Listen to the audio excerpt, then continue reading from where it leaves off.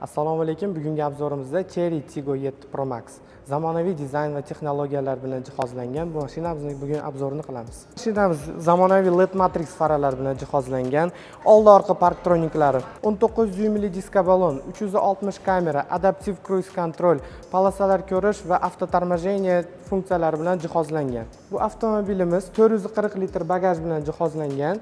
O'zbekiston iqlimiga juda ham mos, kam rasxod, o'zini segmentidagi eng zo'r crossover qatoriga kiradigan Chery Tiggo 7 Pro Max. Men sizlarga hozir motor qismlarini ham ko'rsataman. Bu mashinamiz 1.6 turbo motor bilan jihozlangan. 186 ta ot kuchiga ega. Shahar ichiga esa atiga 8 litr rasxod qiladi. Sidenyalar eko kojadan, obshivkalari, torpeda tomonlari, torpeda qismlari hamma joyi kojadan qilingan. Rulimiz ham kojinli.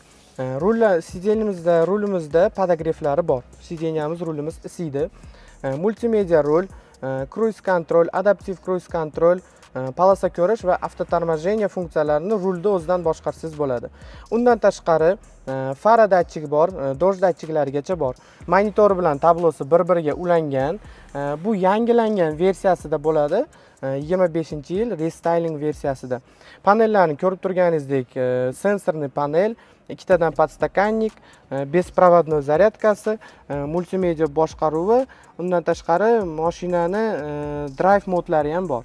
Drive mod degani bu mashinani rejimlarini boshqarsa bo'ladi.